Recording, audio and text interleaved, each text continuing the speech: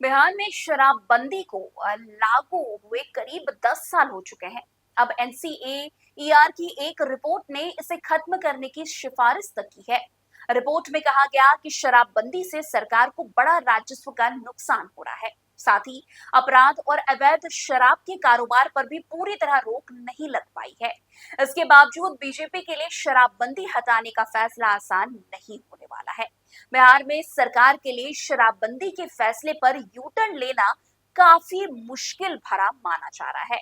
वैसे आपको बता दें, करीब 10 साल पहले जो है बिहार ने एक ऐसा बड़ा फैसला लिया था जिसने पूरे देश का ध्यान अपनी ओर खींच लिया था। लेकिन अब क्या उसी फैसले पर सरकार यू टर्न लेने वाली है? एनसीएईआर की रिपोर्ट ने शराबबंदी खत्म करने की सिफारिश कर दी है। रिपोर्ट में साफ कहा गया है कि राजस्व नुकसान से लेकर अवैध शराब और अपराध तक के सवाल उठाए गए, यानी आखिरी शराबबंदी पर सवाल खड़े कर रहे हैं। लेकिन राजनीति क्या कहती है, ये एक बड़ा सवाल अभी बना हुआ है, क्योंकि बिहार में शराबबंदी हटाना सिर्फ एक सरकारी फैसला नहीं होगा, बल्कि ये एक बड़ा राजनीतिक दांव माना जा रहा है। तो क्या सरकार इस बेहद संवेदनशील फैसले को पलटने का जोखिम उठाएगी? और अगर शराबबंदी हटाई भी जाती है, तो क्या इसकी कीमत जो है उन्हें चुकानी तो नहीं पड़ेगी? वैसे आपको बता दें कि बिहार में जो है शराबबंदी सिर्फ एक जो है सरकारी नीति नहीं है। 2016 में नीतीश कुमार ने इसे लागू किया था और धीरे धीरे ये उनकी सरकार की बड़ी राजनीतिक पहचान बन गई है। ऐसे में अगर अब जो है बीजेपी के नेतृत्व वाली सरकार शराबबंदी को खत्म करने का फैसला करती है, तो इसे सीधे तौर पर नीतीश कुमार के फैसले से पीछे हटना या उनकी नीति को कमजोर करने के तौर पर देखा जा सकता है। वैसे आपको बता दें कि इस फैसले का एक बड़ा सामाजिक और चुनावी पहलू भी है। शराबबंदी लागू करने के पीछे महिलाओं की मांग एक बड़ी वजह थी। खासकर ग्रामीण इलाकों में महिलाओं ने इसका खुलकर समर्थन भी किया था।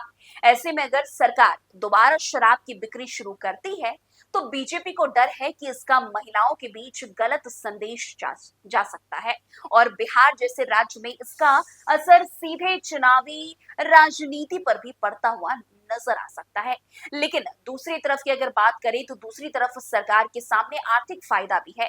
एनसीएईआर की रिपोर्ट के मुताबिक शराब की बिक्री शुरू होने से राज्य के राजस्व 14 से 15% तक बढ़ सकता है।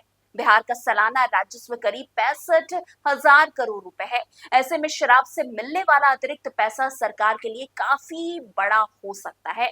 चुनौती ये भी है कि सरकार इस आर्थिक फायदे को राजनीति तौर पर सही कैसे ठहराएगी, क्योंकि विपक्ष के पास इसे सरकार की आर्थिक मजबूरी बताने का मौका होगा।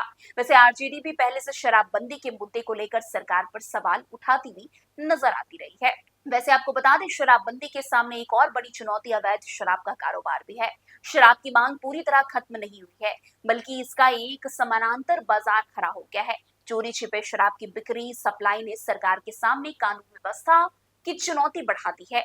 सबसे बड़ा खतरा जहरीली शराब और नकली शराब का है, जिसकी वजह से समय समय पर जो है मौतों की घटनाएं भी सामने आती रहती है। ऐसे में सरकार के पास ये तर्क हो सकता है कि पूरी तरह रोक के बजाय नियंत्रित बिक्री से अवैध जो शराब कारोबार है या जहरीली शराब के खतरे को जो है काफी हद तक कम किया जा सकता है। वैसे आपको बता दें कि एनसीएईआर की रिपोर्ट एक और अहम बात करती है। रिपोर्ट के मुताबिक शराब पर रोक लगने के बाद नशे की मांग पूरी तरह खत्म नहीं हुई, बल्कि कुछ लोगों ने दूसरे नशीले पदार्थों का जो है सहारा ले लिया है। यानी सवाल सिर्फ शराब की उपलब्धता का नहीं, बल्कि नशे की पूरी समस्या का बताया जा रहा है। वैसे आपको बता दें कि नीतीश कुमार जो है शराबबंदी को महिलाओं की सुरक्षा और उनके खिलाफ अपराध कम करने के बड़े उपाय के तौर पर पेश करते रहे हैं। लेकिन अगर रिपोर्ट के मुताबिक जो है इस लक्ष्य को पूरी तरह हासिल नहीं किया जा सका, तो सरकार के सामने ये बड़ा सवाल भी है कि क्या मौजूदा नीति को उसी रूप में जारी रखना सही होगा। वैसे आपको बता दें कि जब से बीजेपी की सरकार बनी है, तब से लगातार ये सवाल खड़े हो रहे शराबबंदी को लेकर कि क्या जो सरकार अब बनी है, यानी कि सम्राट चौधरी की जो सरकार बनी है, क्या वो शराबबंदी कानून को खत्म करेगी?